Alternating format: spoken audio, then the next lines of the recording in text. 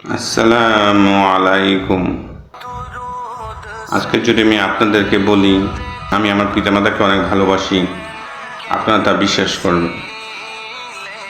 আজকে যদি আমি বলি আমি আমার স্ত্রী ও সন্তানদেরকে অনেক ভালোবাসি, এটাও বিশ্বাস করবেন।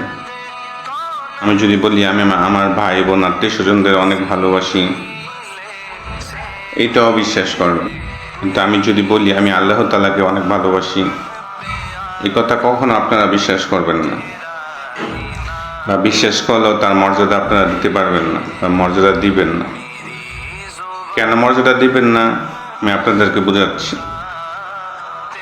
আমি একটু আগে বলেছিলাম যে আমি আমার পিতামাতা, স্ত্রী, সন্তান, ভাই বোনদেরকে ভালোবাসি, এটা আপনারা বিশ্বাস করবেন।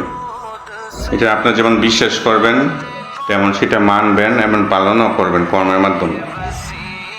আমি যাদেরকে বলেছি আমি ভালোবাসি, আপনারা কখনো তাদের বিরুদ্ধে কোনো কথা আমার সামনে বলবেন না, বা তারা কোনো কষ্ট পাবে, রাগ হবে বা অসন্তুষ্ট হবে, এরকম কোনো কথা আপনারা আমার সামনে বলবেন না। কারণ আপনি জানেন তাদেরকে আমি ভালোবাসি, তাদের বিরুদ্ধে কোনো কথা বললে আমি কষ্ট পাবো অথবা আমি পছন্দ করব না। ঠিক এই জিনিসটি যখন আমি বলি আমি আল্লাহ তাআলাকে ভালোবাসি, তখন আপনারা এই কথাটা মানলেও কর্ম দিয়ে প্রকাশ করেন না। কিভাবে করেন না দেখেন। কারণ আল্লাহ তাআলা আপনাদেরকে বলেছে ৫ ওয়াক্ত নামাজ ফরজ, জামাতে নামাজ পড়তে, কিন্তু আপনারা নামাজ পড়ছেন না। আপনারা নামাজ পড়ছেন না, এতে আল্লাহ তাআলা আপনাদের প্রতি অসন্তুষ্ট হচ্ছে। আর যে ব্যক্তির উপর আল্লাহ তাআলা অসন্তুষ্ট থাকবে, রাগ থাকবে, সেই মানুষটি কি আমি ভালোবাসতে পারবো, পছন্দ করতে পারবো? আল্লাহ তাআলা রোজা ফরজ করেছে, আপনি রোজা রাখবেন না। হারাম নিষেধ করেছে, খেতে হারাম খাবেন। সুদ নিষেধ করেছে, সুদ খাবেন। ঘুষ নিষেধ করেছে, ঘুষ খাবেন। জেনা নিষেধ করেছে, জেনা করবেন। গীবত করতে নিষেধ করেছে, গীবত করবেন।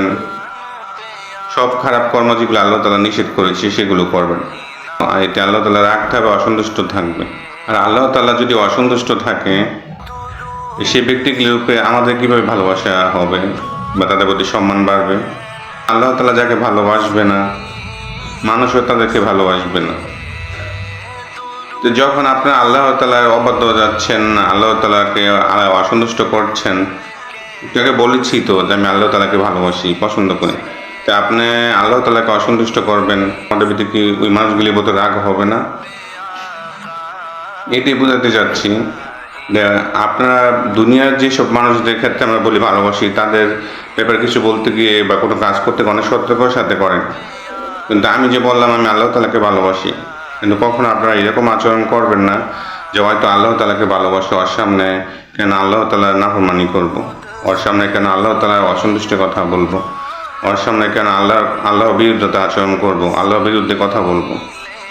এতে করে তো তারও রাগ হতে পারে, তারও কষ্ট লাগতে পারে।